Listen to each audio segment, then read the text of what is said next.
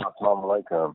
Yeah, this is Abdul Rahim Mustafa, and I'm just picking back up where I left off at. I left off on the way of high school, and I'm gonna take you somewhere just to stop a little bit and let you in a little bit on my life and on my story from my high school. I was in high school for freshman year and half of sophomore year, and I got suspended from Seattle Public Schools because I got in trouble with law enforcement for a juvenile offense. And so, with that being said, that was the end of my high school. After that, my life took a drastic turn. I was 16 years old, and I received a juvenile offense that I went to trial on just here recently. I come to find out after getting all the paperwork, if I looked at the probable cause correctly back then, like I look at it today, I wouldn't even have a case. But I will just say this in moving forward, things which matter most must never be at the mercy of things which matter least. And so I start out with that. After my juvenile offense and me being found guilty of 1990 of April, I was taken into custody by the juvenile detention center and sent off to Echo Glen, where I resided there until May of 1991. An offense, that same offense affected me later on in life. What I remember most about the juvenile institution was just the different ways of how they carried on, just the different ways of some of the programs that they had, and just really not knowing that they could actually lock kids up or incarcerate kids like that. I understood. I remember I was going to middle school, and there was a guy named Darren, and he was in a group home, but he was going to middle school. But the group home he was in had something to do with the juvenile detention. But I didn't know as far as any other stuff like that.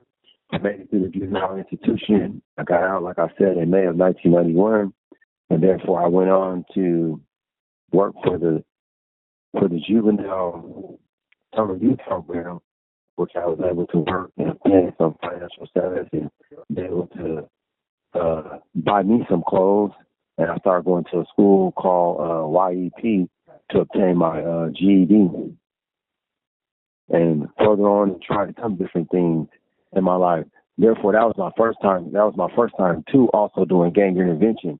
I remember I did a news interview with Como 4 News, and it's really interesting how when you're trying to find something that shines the highlight of positivity on you, you can't find it.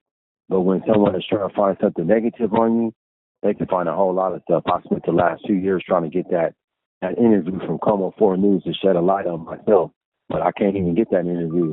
But I'm guarantee you, if the news was trying to do something or find something bad about me, they would find that interview. But yes, I did a little bit of gang intervention where I spoke to a couple different young people at different schools. They were in the ages. They were in grades of 3rd, 4th, and 5th. That was different for me. I was just telling about my experience, and it was pretty interesting. But the people that did it, that helped me get in that position, were the people from the summer youth job, Betty and Lynn. And so they didn't have much funding for that, so that dried up. And when you don't have fuel in your car, you don't have a car to drive. So eventually, like all things, I reverted back to the streets, which was a bad thing. And I think something that's pretty interesting to me is when I look over numbers, I think about from 1990 to June 5th of 1998, and so that's how long my little finger of burning. Like I think I've shared before about how I grew up in church, and that was pretty good, but it was also pretty different because there has to be a balance in life. It can't just be just do this one thing all the time and never do nothing else. Something that I look at is how I did have my teenage years were spent in church. My teenage years there wasn't no balance. It was just one way. I'm not saying it was bad. I'm not saying it's good, but I wasn't able to do things like teenagers do, and that brought some type of anger in my life towards my guardians and just towards people. Period. Because when you don't let a child be a child, then when do you begin to be you, and when do you begin to develop you and understand you? You shouldn't have to want to not be at home and want to be somewhere else. Because if you don't follow rules at home, there's one thing for sure: society got somewhere for you. Society takes and puts its failures, what they deem as a failure as a juvenile and as an adult, they put them in prison. And people don't understand that. And when you come to prison, your life is cut short. Family ties and everything. You don't exist no more. All you are is just a picture in a frame with a whole bunch of people talking about that they love you. And so my experience has been, I can only go off of my experience. And I'm not the first person that's had this experience, and I won't be the last person. But I guess the key thing for me would be, did I learn anything from this experience? Now, at this certain point in time, I've been incarcerated for 27 years. June 5th will be 28 years. So I haven't had that second chance yet, like some people have, you know what I'm saying? Or I haven't had that ability to connect with those people that have had that second chance, that have paid the way. Because when people do get from incarcerated, they make all kind of promises and all kind of stories.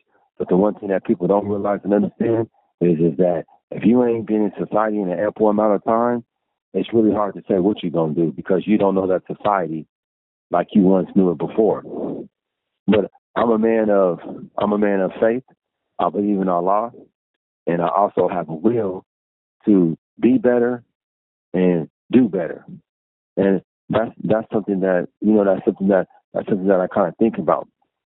Something else that touches me is we do things as humans that we don't know is from other people. I have a mother and father. I don't know my mother and father's life before me.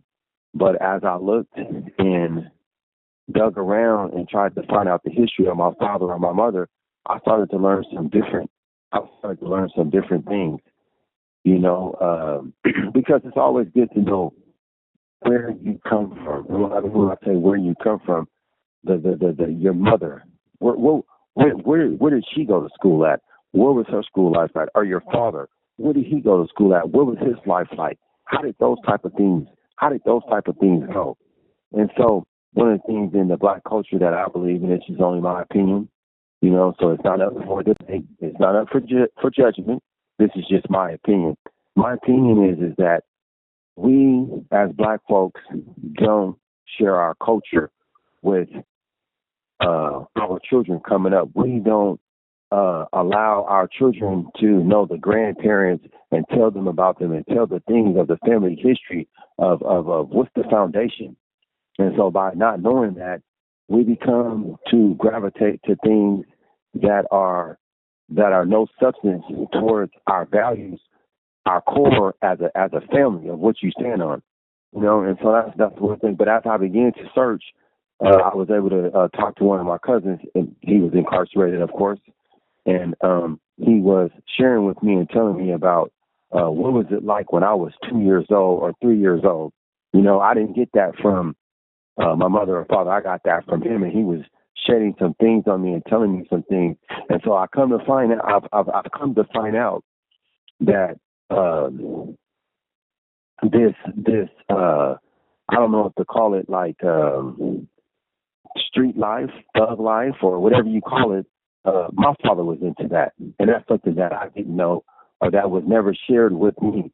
But when it was shared with me, being in my 50s now, early 50s, I find that pretty ironic. My dad has My dad has four sons, and he had three girls. One of them passed away. But neither nor here or there. Um, Sometimes you'll hear when it comes from these different beliefs, you'll hear them say sometimes uh, you can inherit things from your parents that their children pay for. I don't know if that's false or not, but all I know is that uh,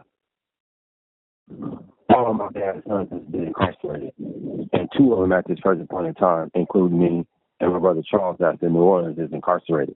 And so I find it to be very ironic after sitting down, looking over my little life on this earth and my little time on this earth, and I wonder sometimes does that have an issue with me resenting authority or resenting different things because my parents tried to keep us like they shield. My dad had I would say like seven sisters. He had like seven sisters, and they had a lot of kids, but they didn't want us to be around them.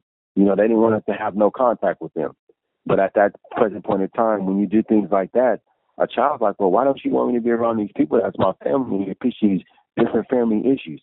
But at the same time, everybody runs their household different. Everybody treats their household different, And so as I'm looking over that stuff, you don't want to stop a kid from being a kid.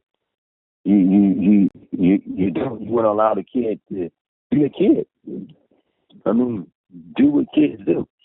And so I've been able to just, like I said, just look over some things and take my life from, high school, the freshman and the sophomore time that I had. I do remember some of the things I did enjoy, for the little bit of time I was there. You always want to interact with people your age and be able to grow and be able to not miss things because some opportunities are only an opportunity and it doesn't come around again. But at the same time, that's a part of this is all a part of my story that's leading up to different things, different things now, and so in this time of digging up history and learning about my mother and father. My mother, she went to Catholic school. You know what I'm saying? I would suggest that if you had a scale from 1 to 10, in her time in Catholic school, she was an 8. So I'm pretty sure my dad had a nice eye. You know what I'm saying for her. But that's their life. You know what I'm saying? I came about. Out of all my dad has 7 kids, but I grew up with the other 3. That's with my mom and my father. I didn't grow up with Lindy and Naja and Charles. Naja is no longer with us. May Allah bless her soul. But at the same time, I'm the only one with the name T. The rest of their names start with a C. So it makes you sometimes, think about some things about where will you place that. I'm the 3rd child. I have a younger sibling after me and 2 older siblings. So you sometimes wonder where you place yourself at. And it's like, because this is some real stuff that people don't pay attention to stuff. People in the black culture act like everything is just always cool and everything is just fine and dandy. Or they'll say, oh, it didn't happen like that. Or, oh, it wasn't like that. Or, oh, it wasn't this. Or, oh, it wasn't that. There's no blueprint on how to raise children. There's no blueprint on how to do time incarcerated. There's no blueprint on life. You just take it one step at a time, and inshallah, each day get better. I think it's also super important to understand who I am, understand my principles, understand my values, who I've become, what I'm about. You know what I'm saying, and what I stand for. One thing that's super important that I want everyone to remember and listen to is we grow running up the hill. The goal is to get to the top of the hill.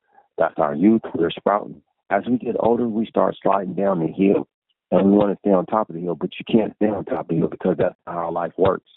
And that's where I'm at, in my life. That's what I mean when I say 56 and 52. is a big difference.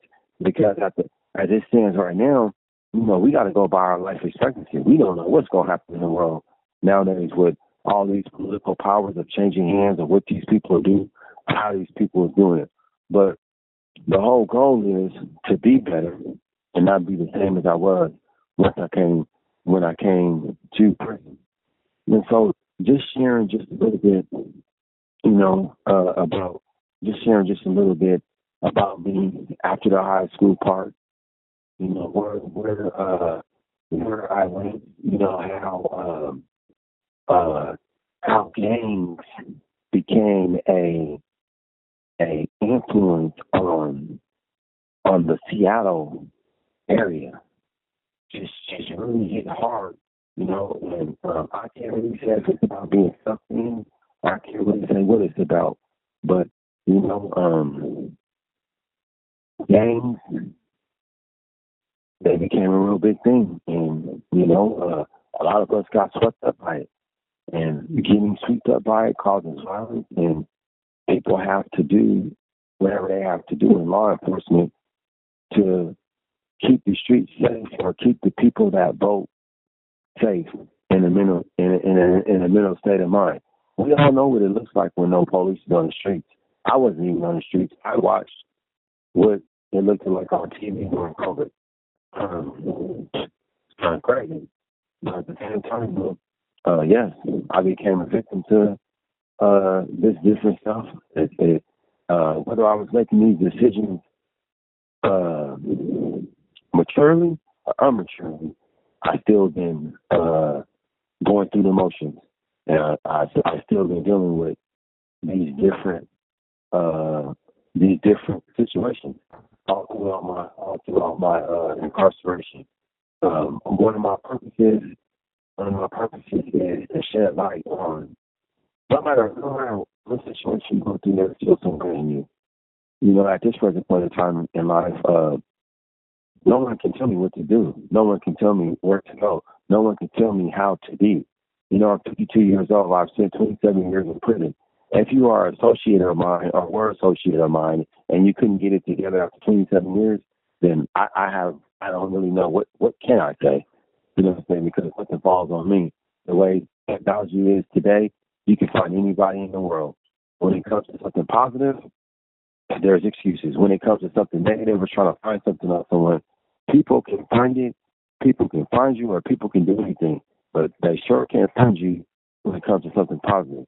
But that's just the way that life works. That's just our human DNA. It's not to knock nothing, but it's all a learning experience. And it's been my learning experience. This is my story.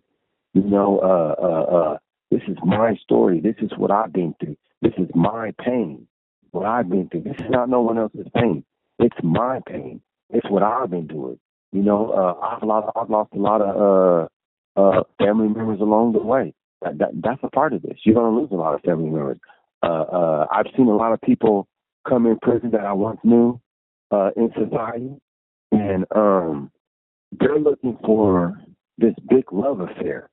And it's not like that, because if it was like that when they was out there, then it would be like that when they came in here. So it's different, and we all change. What I'm saying? Some for the good, some for the bad. Not hating on nobody or anything like that. But that's just a little bit of my story of after high school. The juvenile, learning the history of who my parents were before they got married, before you have 1 minute left, came along, and just all different type of stuff. And so that's where we are. I appreciate everyone's time. I appreciate the encouragement of just listening. Stay strong out there. Stay 10 toes down and stand tall for what you believe, and know that each day, no matter what, things are going to get better. Thanks for this opportunity. Thank you for your time, and may Allah be with you and guide you. The caller has hung up.